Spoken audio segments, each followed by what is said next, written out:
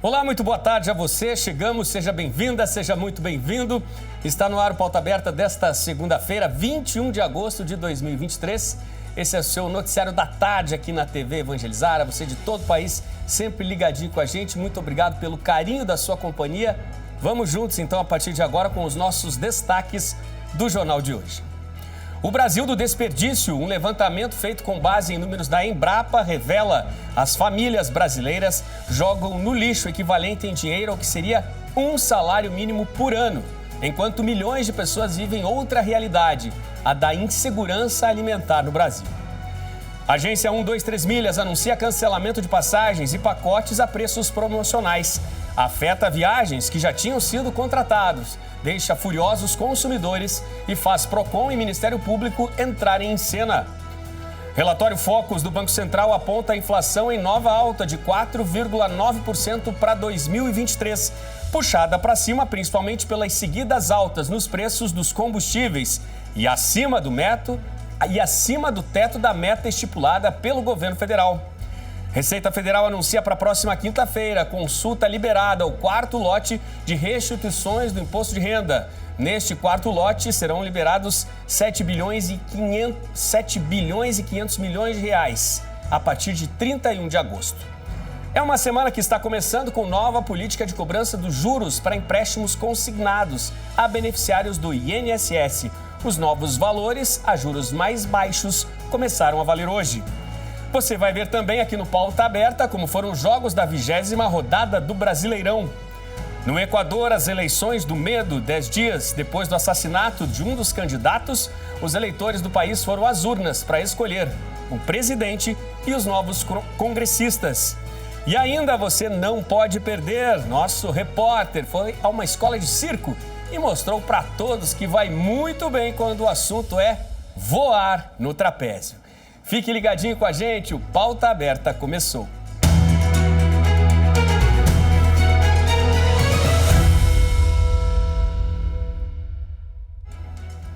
Uma pesquisa realizada aqui no país com base em dados da Embrapa, que é a empresa brasileira de pesquisa agropecuária, revela: as famílias brasileiras jogam muita comida fora, o equivalente a R$ 1.630 por ano. É a média, uma triste realidade para famílias formadas por 3 pessoas. No total, 8 em cada 10 pessoas admitiram que jogaram comida fora ao longo do último mês de julho. A quantidade do desperdício em uma família formada por 3 pessoas e que chega a esses impressionantes R$ 1.630 por ano é de R$ 300 acima do valor de um salário mínimo. Uma sucessão de maus hábitos do consumidor brasileiro que leva a tanto desperdício. Desatenção com data de validade dos produtos está entre as principais falhas. Muitos dos entrevistados, por exemplo, afirmaram já ter deixado alimentos que estavam em bom estado de conservação esquecidos na geladeira depois de abertos. De acordo com o mesmo levantamento, os hábitos destacam que não há a intenção do consumidor brasileiro em jogar fora o alimento que compra, mas existem caminhos que levam ao desperdício. A rotina longe de casa também faz com que o alimento que foi aberto, às vezes, acabe esquecido e desperdiçado na geladeira.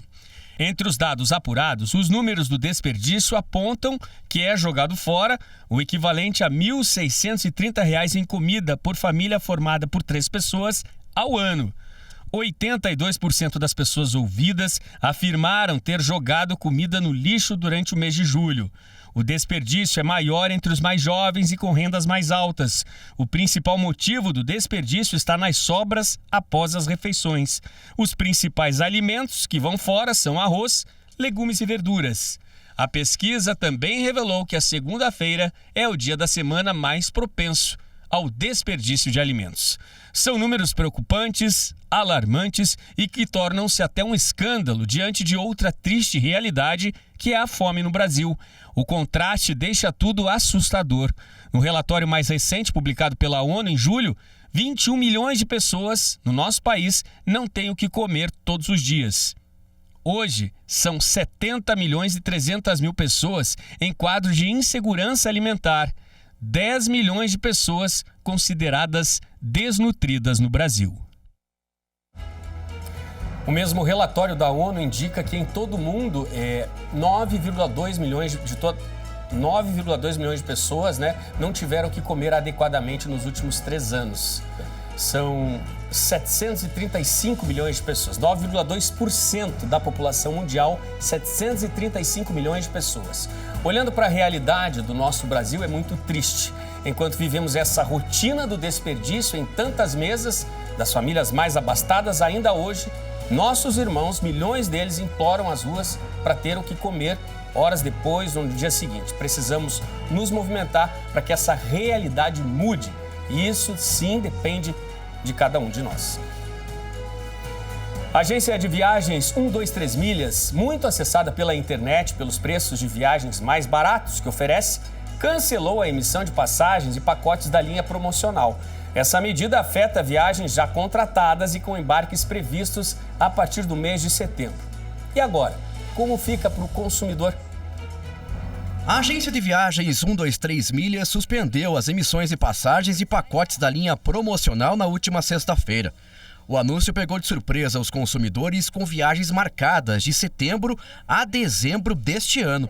A empresa afirmou que as passagens promocionais já não estavam mais sendo oferecidas desde a última quarta-feira. Em nota, comunicou que os clientes vão ser ressarcidos pelas compras dos produtos cancelados. A revolta repercutiu nas redes sociais e em portais como Reclame Aqui, onde os clientes alegaram que a 123 Milhas teria cancelado seus pedidos sem justificativa. O Ministério do Turismo indicou que a Secretaria Nacional do Consumidor já foi acionada no sábado para avaliar a conduta da agência e que uma investigação deve ser aberta ainda hoje.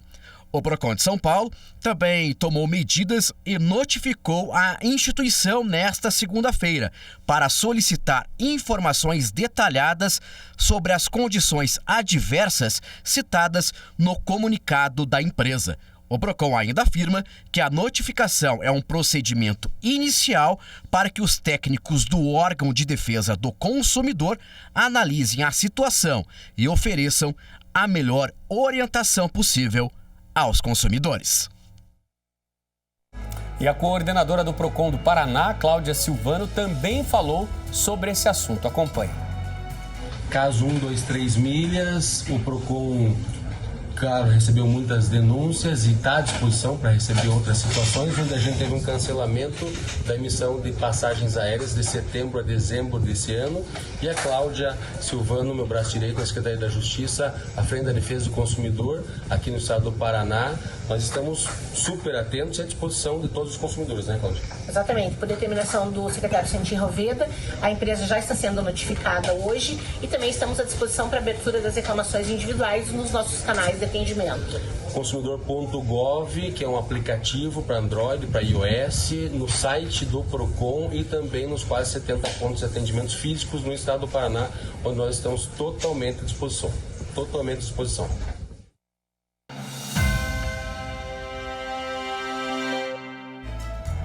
Após reajuste no preço dos combustíveis, o mercado financeiro subiu a estimativa da inflação para 4,9% até o fim deste ano de 2023. Os números são do relatório Focus do Banco Central, divulgados nesta segunda-feira, e superam o teto da meta definido pelo governo, que é de 4,75%. Se a projeção do mercado financeiro se confirmar em 4,9%, este vai ser o terceiro ano seguido de estouro da meta da inflação, ou seja, no qual o IPCA fica acima do teto fixado pelo governo. Em 2022, a inflação foi de 5,79%. Quanto maior a inflação, menor é o poder de compra das pessoas, principalmente daquelas que recebem salários menores. Isso porque os preços dos produtos aumentam sem que o salário acompanhe esse crescimento. Já para o crescimento do PIB deste ano, a projeção do mercado financeiro ficou estável em 2,29% na última semana. O PIB é a soma de todos os bens e serviços produzidos no país.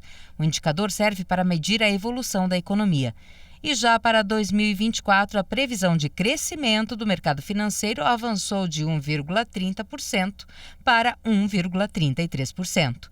Os economistas mantiveram as estimativas para a taxa básica de juros da economia brasileira, a Selic, em 11,75% ao ano em 2023. Mas para o fechamento de 2024, a projeção é de que o juro básico da economia fique em 9% ao ano. A Receita Federal abre na próxima quinta-feira consulta ao quarto lote de restituições do imposto de renda. Neste lote serão liberados aos contribuintes aí 7 bilhões e 500 milhões de reais. O quarto lote do imposto de renda só vai ser pago no dia 31 de agosto, mas a consulta já pode ser feita a partir desta quinta-feira. 6,1 milhões de brasileiros vão ser beneficiados. Aproximadamente 6,6 bilhões de reais vão ser destinados a pessoas sem prioridade legal que entregaram as declarações até o dia 29 de maio. De acordo com a Receita, 914 milhões de reais vão ser destinados aos contribuintes com prioridade no recebimento. Para saber se a restituição está disponível, o contribuinte deve acessar a página da Receita na internet e clicar na opção Meu Imposto de Renda.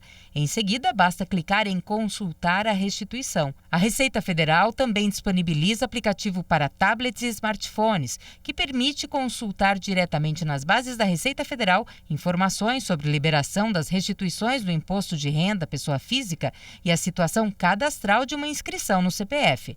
Ao realizar a consulta, o contribuinte também pode saber se há alguma pendência em sua declaração que impeça o pagamento da restituição, ou seja, se ele caiu na malha fina. Para saber se está na malha fina, os contribuintes também podem acessar o extrato do imposto de renda no site da Receita Federal, no chamado ECAC, que é o Centro Virtual de Atendimento. A semana está começando com nova política de cobrança de juros para o empréstimo consignado de quem é beneficiário do INSS. A redução foi anunciada na semana passada e entrou em vigor hoje. Já está valendo a nova determinação do Conselho Nacional de Previdência Social para o empréstimo consignado de beneficiários do INSS. Na semana passada, foi aprovada a nova queda dos juros do empréstimo consignado, de 1,97% para 1,91% ao mês. O consignado é um empréstimo que tem desconto direto na aposentadoria ou pensão. Os juros são limitados pela Previdência, o que significa que o banco pode cobrar menos, não mais. Essa é a terceira vez no ano que a taxa máxima cobrada de aposentados e pensionistas nessa modalidade tem esse tipo de alteração. O novo patamar valerá para o empréstimo pessoal consignado.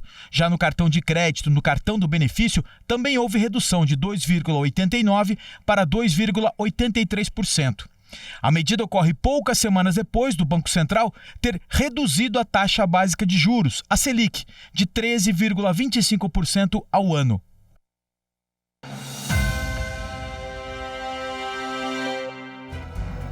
Os semáforos da cidade de São Paulo estão no processo de modernização. A ideia é reduzir os congestionamentos, diminuir e agilizar reparos nos aparelhos de sinalização. Acompanhe. Semáforos modernos. É isso que os moradores da cidade de São Paulo encontram em avenidas como Pompeia e Dr. Arnaldo, na zona oeste da capital. Os semáforos têm uma câmera que mede o acúmulo de carros aguardando o sinal verde e substitui sensores instalados no asfalto que são utilizados nos semáforos convencionais. Os aparelhos ajustam automaticamente o tempo de acionamento das luzes verde e vermelha, conforme o trânsito, e os semáforos conversam entre si e são sincronizados. De acordo com a Agência Reguladora de Serviços Públicos do município de São Paulo, todos os semáforos dos 2.586 cruzamentos da zona do rodízio municipal de veículos devem ser trocados por novos modelos em 3 anos. A expectativa é de que até o fim deste ano, 270 cruzamentos estejam modernizados. Veja no próximo bloco, domingo de eleições para a presidência do Equador, diante da escalada de casos de violência no país. O fim de semana de gols e grandes jogos pelo Campeonato Brasileiro. E também nosso repórter nas alturas. É isso mesmo. Será que temos agora um novo talento para o trapézio? Você não pode perder, o intervalo é rápido. A gente volta já.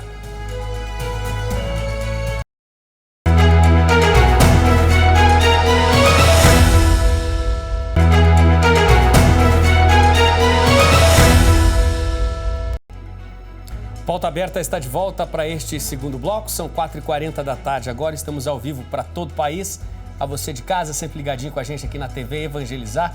Muito obrigado pela sua companhia.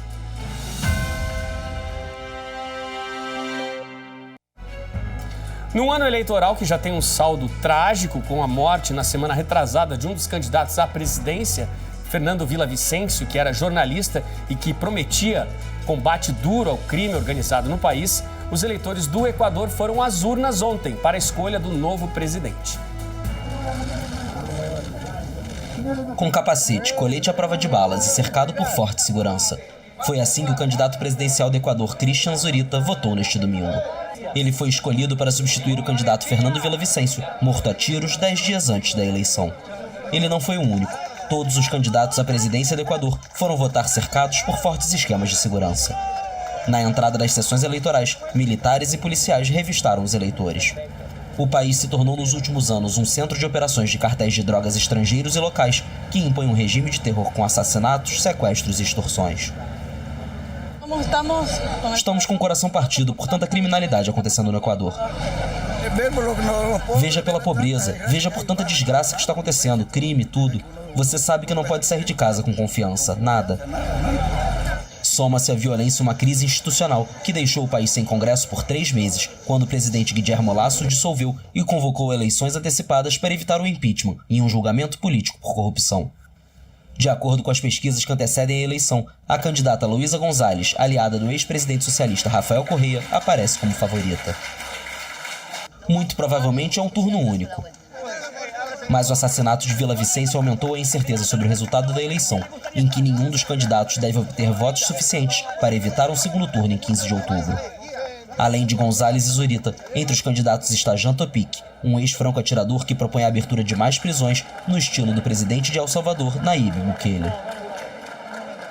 Primeiros equatorianos, a segurança, que todo o povo equatoriano tome uma decisão consciente sobre quem são os candidatos que falam e quem é o candidato que tem a experiência, a vontade e o plano para erradicar a violência no país.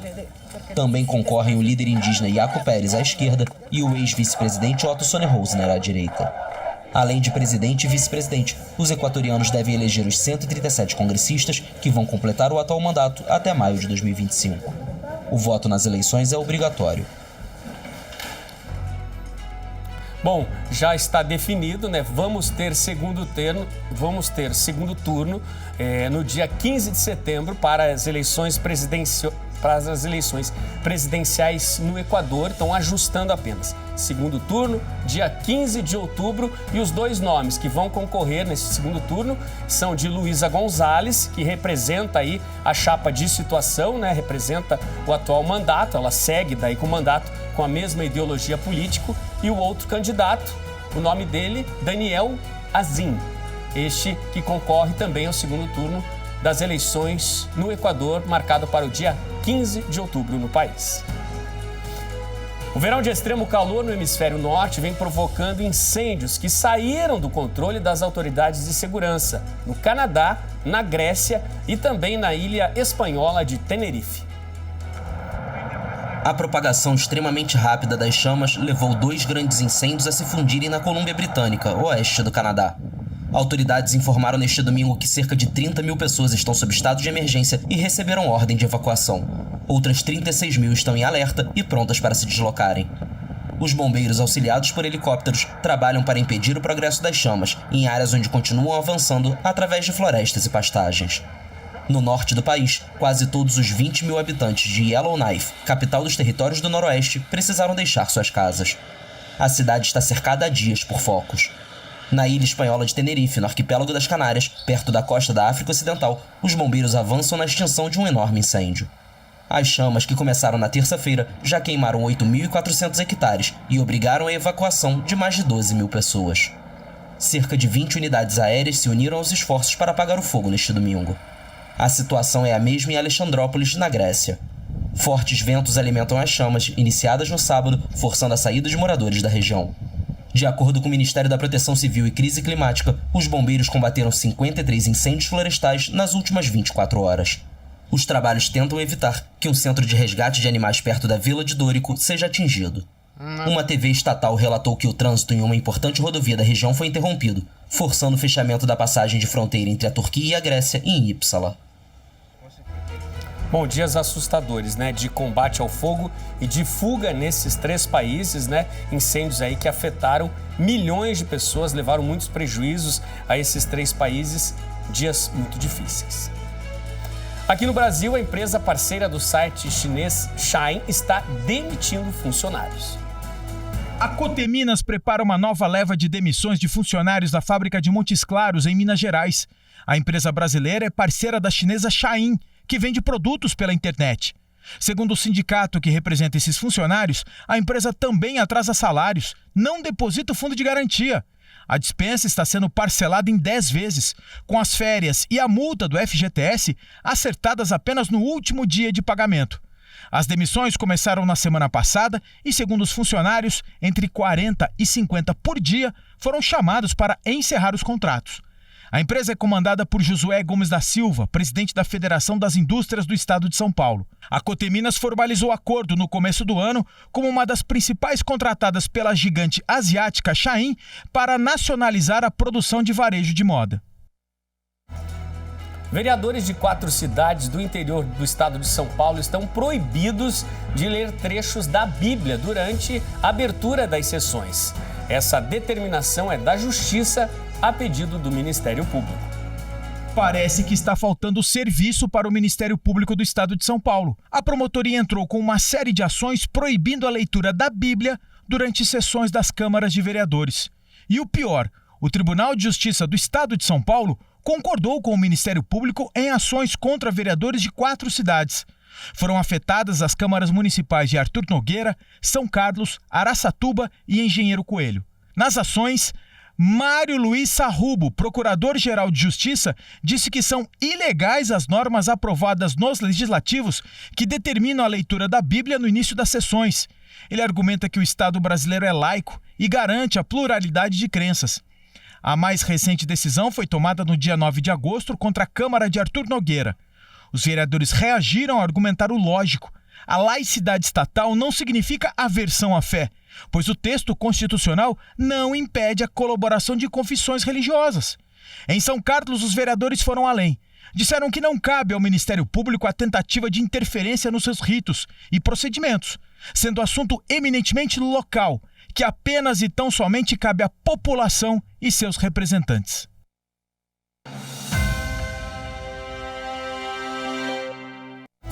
Vamos de futebol agora. 9 jogos movimentaram no fim de semana a 20ª rodada deste Campeonato Brasileiro. Confira os gols. O São Paulo recebeu o líder Botafogo, mas a partida terminou empatada em 0-0. Em Porto Alegre, o Internacional jogou contra o Fortaleza e a equipe cearense saiu de campo com a vitória. Thiago Galhardo fez o gol da vitória do Fortaleza. O Cuiabá enfrentou o Palmeiras. Rafael Veiga fez o primeiro gol do Palestra. E no segundo tempo, Richard Rios acertou um belo chute de fora da área e fez o segundo. Final, Cuiabá 0, Palmeiras 2. O Fluminense enfrentou o América. Felipe Azevedo fez o primeiro para o Coelho. John Kennedy empatou para o tricolor carioca. O Fluminense fez o segundo com Germancano e John Arias fechou o placar. Final no Rio de Janeiro, Fluminense 3, América 1. O Cruzeiro recebeu o Corinthians e Papagaio fez o primeiro gol da partida para o Cabuloso. O Timão empatou com Gustavo Mosquito. E foi só. O Vasco da Gama recebeu o Atlético Mineiro e a equipe carioca saiu de campo com a vitória. Serginho fez o único gol da partida. Final no Maracanã, Vasco 1, Atlético Mineiro 0. O Coritiba enfrentou o Flamengo e Robson de pênalti fez o primeiro para o Coxa. Logo em seguida, Gabigol também de pênalti empatou para o Flamengo. Depois de uma bela trama de ataque, a equipe carioca virou com De Arrascaeta. O Coxa empatou com Edu, mas no final da partida, Gerson fez o gol que deu a vitória ao Flamengo. Final no Couto Pereira, Coritiba 2, Flamengo 3. O Bahia recebeu o Bragantino. Rezende fez o primeiro dos donos da casa. Vitor Hugo ampliou. Ademir fez bela jogada pela direita e cruzou para a área. E Vinícius Mingotti fez o terceiro do Bahia. E Cauli fez o quarto gol da equipe baiana. Final em Salvador, Bahia 4, Bragantino 0. O Santos enfrentou o Grêmio e Cristaldo fez o primeiro gol da partida para o imortal tricolor. O alvinegro praiano empatou com Marcos Leonardo, o artilheiro da Vila. E no final da partida, Furtz fez o gol da vitória do Peixe. Final na Vila Belmiro, Santos 2, Grêmio 1. A 20ª rodada do Campeonato Brasileiro será concluída hoje, às 8 horas da noite, no estádio da Serrinha, com o confronto entre Goiás e Atlético Paranaense. Agora respira, hora de tirar os pés do chão para sair da rotina de vez. Nossos repórteres foram a uma escola diferente em Curitiba, uma escola de circo que te ensina a voar naquelas atividades fantásticas do trapézio. Quem nunca quis voar de um lado para o outro lá nas alturas, né? O Lucas Marconsoni contou que desde pequenininho esse era um sonho dele, sonho que ele conseguiu realizar na reportagem que você vai ver agora. Veja só. Aqui, o sonho de voar se torna realidade. Desde os primórdios da humanidade, o desejo de voar tem inspirado a imaginação do ser humano. E nessa modalidade acrobática, pessoas de todas as idades e habilidades podem experimentar a sensação única de liberdade, desafiando a gravidade e alimentando a sua paixão pelo voo. A forma de arte que mistura destreza física e criatividade está conquistando corações e mente das pessoas. O Lucas, de 9 anos, é uma delas. Segundo ele, nunca imaginou que iria subir em um trapézio. Muito legal. Tem muita adrenalina aqui, bem legal. Eu nunca pensei que eu podia ter essa experiência aqui. Então eu fico muito grato. Eu dou mortal, um monte de manobra, coisa radical só. Essa atividade desafiadora não apenas proporciona uma experiência única de exercício, mas também permite que os participantes se expressem artisticamente. A Carol é daquelas pessoas aventureiras que sempre está em busca de novos desafios e viu no trapézio uma opção bastante intrigante para experimentar algo fora do comum. É diferente, né? É um esporte diferenciado. Então, assim, eu conheci esse esporte sem querer através de uma amiga. E aí, como eu já fiz circo há muito tempo, a gente é um pouco viciado em adrenalina. Eu falei, vamos experimentar. Foi mais ou menos assim. Aqui em Curitiba, essa escola no bairro Campina do Siqueira, desde a sua fundação, está com as aulas lotadas. E o responsável por essa turma toda aí é o Pedro. Há 10 anos atrás, ele conheceu o trapézio e se apaixonou. A VoArte nasceu desse desejo de transmitir esse conhecimento e dividir um pouquinho da paixão e do amor que eu e o resto da equipe temos pelo trapézio com outras pessoas que também possam ter interesse ou que já tinham interesse e flertavam com o mundo do circo. Então a gente conseguiu democratizar a prática a partir da escola. Nas aulas de trapézio, os participantes são apresentados a uma série de movimentos, posições e acrobacias, em um ambiente controlado e seguro. Desde os primeiros balanços até as piruetas mais ousadas, cada aula é uma oportunidade de descobrir habilidades físicas que muitos nem sabiam que possuíam. Ao todo são 10 metros de altura e agora chegou a minha vez. Vamos lá? Hank, first time, ready? Hop. Boa! Além de ser uma atividade divertida e emocionante, as aulas de trapézio oferecem uma série de benefícios para a saúde física e mental dos participantes. Condicionamento físico, muita força abdominal, consciência corporal, entender onde o seu corpo está no espaço. Ver uma pessoa superando um medo ou conquistando uma coisa que é extremamente emocionante, com muita adrenalina, é uma satisfação pessoal inenarrável.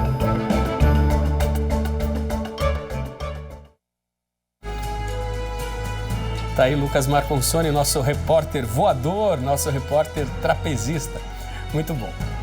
Pauta Aberta desta segunda-feira está terminando. Muito obrigado pela sua companhia. Excelente fim de tarde para você. A gente tem um novo encontro marcado para amanhã aqui na TV Evangelizar. Tchau, tchau.